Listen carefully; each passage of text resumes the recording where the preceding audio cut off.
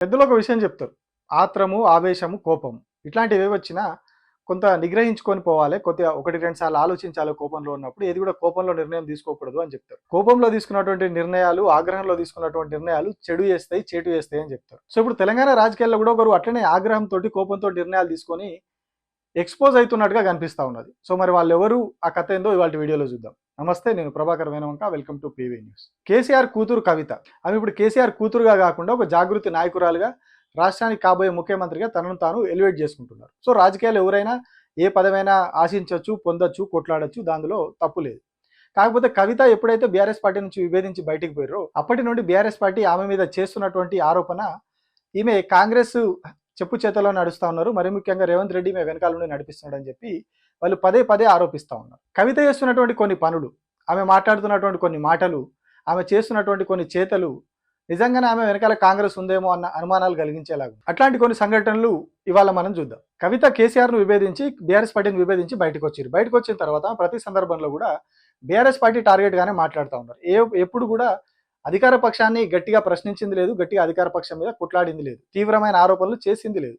ఎందుకంటే 2.5 ఏళ్ల నుంచి వాళ్ళు అధికారంలో ఉన్నారు. కానీ ఆమె ఏ రోజు కూడా అధికార పార్టీని వదిలేసి ప్రతిపక్షం మీద దాడి చేస్తూ ఉన్నారు, ప్రతిపక్షం మీద రాళ్ళు విసురుతా ఉన్నారు, అధికార పక్షాన్ని చిన్న కర్రపుల్లతోటి కొట్టినట్టుగా కొడతా ఉన్నారు.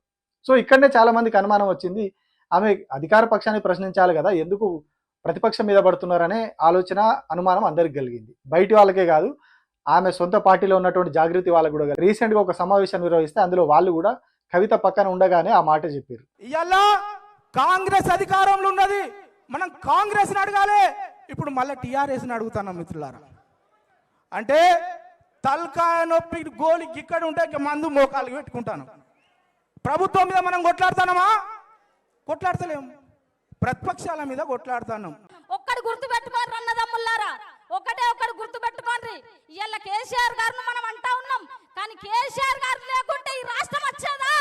అట్లాగే ఆ తర్వాత ఒక సందర్భంలో కవిత అసెంబ్లీ సమావేశాల గురించి ప్రస్తావించారు. అసెంబ్లీ బడ్జెట్ సమావేశాలు పలానా తేదీ నుంచి జరుగుతూ ఉన్నాయని చెప్పి ఆమె ఒక డేట్ చెప్పారు మొన్న రీసెంట్గా. ఎందుకు పెట్టినాం సభ? ఎందుకంటే ఫిబ్రవరి 26 నుండి బడ్జెట్ సమావేశాలు వస్తూ ఉన్నాయి. సో ఆ డేట్ చెప్పినప్పుడు అప్పటి వరకు ఏ పార్టీల వాళ్ళకు కూడా ఎవరికి కూడా పెద్దగా దానికి సంబంధించిన సమాచారం లేదు బడ్జెట్ సమావేశాలకు సంబంధించి.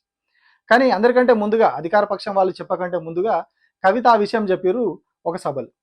సో అక్కడ ఇంకొక అనుమానం రేజ్ అయింది, అసలు ఎవరికి తెలియకుండా ఆమెకు ఎట్లా తెలిసింది అని చెప్పి. కేవలం కవితకు మాత్రమే ఎట్లా తెలిసింది బడ్జెట్ సమావేశాలకు సంబంధించి అంటే సేమ్ మళ్ళీ ఏదో ఉంది, ఖచ్చితంగా వెనకాలే వాళ్ళే ఉన్నారని చెప్పి ఇంకొక ఆరోపణ. ఇక ఇంకొకటి, రీసెంట్గా కవిత ప్రజాభవన్కి వెళ్ళారు. అక్కడ ప్రజావాణిలో ఫిర్యాదు చేసేందుకైనా వెళ్ళారు. సాధారణంగా బీఆర్ఎస్ పార్టీ వాళ్ళు కావచ్చు, ఇంకా వేరే పార్టీల వాళ్ళు అక్కడికి వెళితే వాళ్ళని పెద్ద లోపలికి రానివ్వరు, వీళ్ళేదన్నా ఆందోళన చేస్తారని ముందు ఎక్కడికక్కడ కట్టడి చేస్తున్నారు. అసలు అటువైపు ఎవరిని రానియకుండా అడ్డుకుంటా ఉన్నారు. కాకపోతే కవిత అక్కడికి వెళ్ళడమే కాదు, అక్కడ ధర్నా కూడా చేసిరు. ప్రజాభవన్ ముందు ధర్నా కూడా చేశారు. ఆమెను అంతవరకు రానిచ్చిర్రు, అక్కడ ఆమె ధర్నా కూడా చేసిరు ప్రజాభవన్ దగ్గర. సో దీంతో ఇంకా బలపడ్డాయి అనుమానాలు. ఎవరైనా ప్రజాభవన్కి వస్తున్నామని ప్రతిపక్షాల వాళ్ళు చెప్తే అసలు అటువైపు రాకుండా హౌస్ అరెస్ట్లు చేసి ఆపుతారు. కానీ కవితకు అక్కడి వరకు ఎంట్రీ ఎట్లా వచ్చింది, ఆమె అక్కడ ధర్నా కూడా ఎట్లా చేసింది, ధర్నా చేయడం వరకు కూడా ఎట్లా అనుమతి వచ్చింది ఆమెకు, ఎట్లా చేయనిచ్చారు అని ఇంకొక అనుమానం రేజ్ అయింది. తాజాగా మొత్తం రాష్ట్ర కేబినెట్ అంతా కూడా పోయి ఢిల్లీలో కూర్చుంది. అధిష్టానంతో అందరూ కూడా భేటీ అయ్యారు.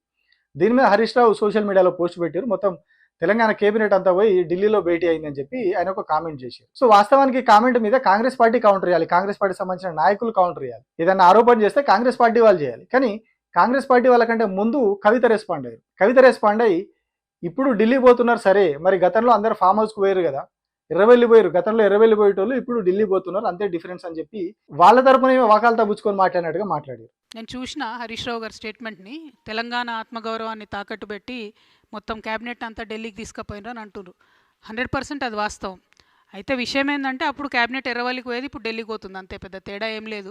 సో క్యాబినెట్ ఆత్మగౌరవం అనేటటువంటిది ఎక్కడైనా కూడా సెక్రటేరియట్లో క్యాబినెట్ మీటింగ్లు జరిగితే దానికి మర్యాద ఉంటుంది. అంటే డిఫెండ్ చేయాల్సినటువంటిది కాంగ్రెస్, కానీ వాళ్ళు డిఫెండ్ చేయకంటే ముందే కవిత కాంగ్రెస్ను డిఫెండ్ ఎందుకు చేస్తూ ఉన్నది అనేది ఇంకొక అనుమానం మొదలైంది. సో ఇవన్నీ, ఈ అనుమానాలు ఈ స్థాయిలో పెరుగుకుంటూ ఒకదాని తర్వాత ఒకటి పెరుగుకుంటూ పోతా ఉంది. సో ఇవన్నీ జరుగుతున్న సమయంలో రీసెంట్గా ఏదైతే బిగ్ టీవీ, రేవంత్ రెడ్డికి సంబంధించినటువంటి ఛానల్ అని ముద్రపడినటువంటి టీవీ ఛానల్ ఉందో, న్యూస్ ఛానల్, ఆ చైర్మన్ వాళ్ళ తండ్రి చనిపోయారు.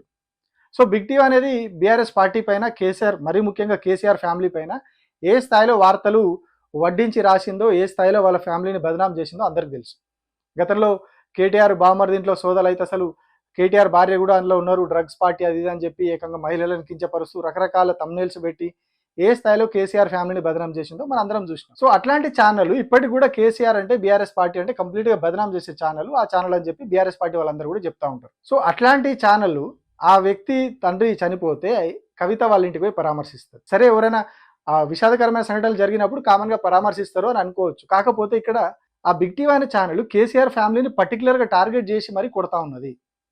కుటుంబ సభ్యులను కూడా రోడ్డుకి ఈడుస్తూ ఉన్నది, కుటుంబ సభ్యులను కూడా బదనాం చేస్తున్నది, ఇంక్లూడ్ మహిళలు పిల్లలతో సహా.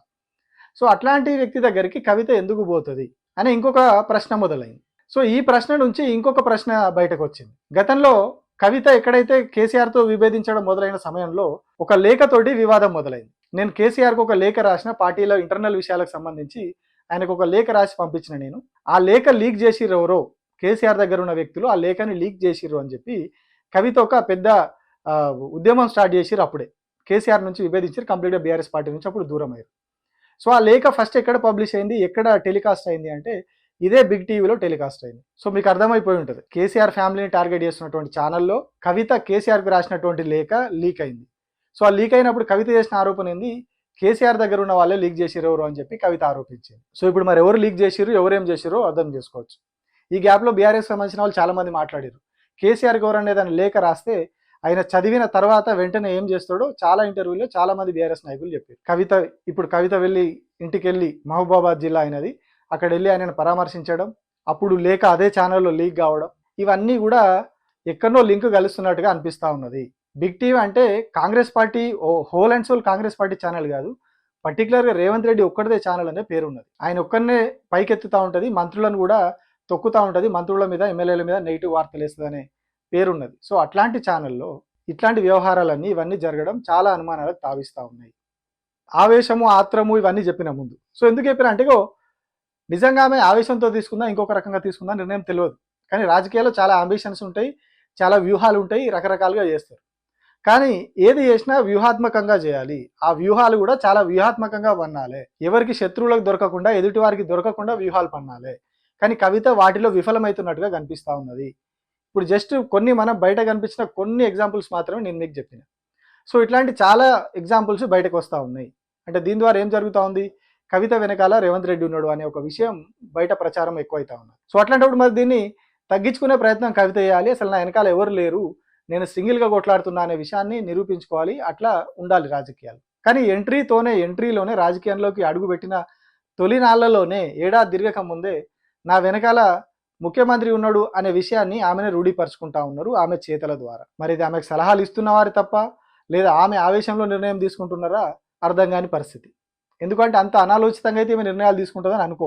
కేసీఆర్ ఏ స్థాయిలో ఆలోచన చేస్తాడు, తెలంగాణ ఉద్యమ సమయంలో ఆయన పనిన వ్యూహాలు, తెలంగాణ రాజకీయాల్లో ఆయన వ్యూహాల గురించి ప్రతి ఒక్కరు చెప్తా ఉంటారు. సో అట్లాంటి ఆయన పెంపకంలో పెరిగినటువంటి కవితకు రాజకీయ వ్యూహాలు తెలియనివి కాదు. కానీ మరి ఎందుకు ఇట్లా ఎక్స్పోజ్ అవుతా ఉన్నారు అన్ని సందర్భాల్లో, ప్రతి ఇష్యూలో, ప్రతి సందర్భంలో. ఇప్పుడు నేను చెప్పిన ఎగ్జాంపుల్స్ అన్నీ ఉన్నాయి, అవన్నీ కూడా కళ్ళం కూడా కనిపించినాయి. ఏవి కూడా ఫేక్ కాదు, ఫేక్ నెరేటివ్ కాదు, ఫేక్ తీసుకొచ్చి పెట్టినాయి కాదు, అన్ని మన కళ్ళం కూడా వీడియోలతో సహా ఉన్నాయి. సో మరి ఇది యాదృచ్ఛికంగా జరుగుతుందా, కావాలనే ఇవన్నీ కూడా ఎక్స్పోజ్ అయ్యేలాగా చేస్తూ ఉన్నారా, లేదు అంటే ఆమెను ఎవరైనా మిస్గైడ్ చేస్తూ ఉన్నారు. సో ఏదో గందరగోళం అయితే జాగృతిలో జరుగుతున్నట్టుగా అనిపిస్తున్నది.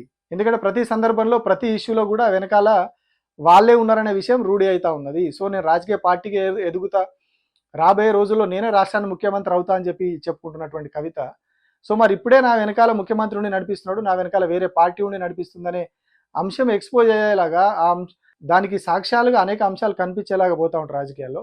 మరి ముందు ఎట్లా ఒక శక్తిగా ఎదుగుతారు, ఒక శక్తిగా ఎట్లా నిలబడగలుగుతారు రాజకీయాలు.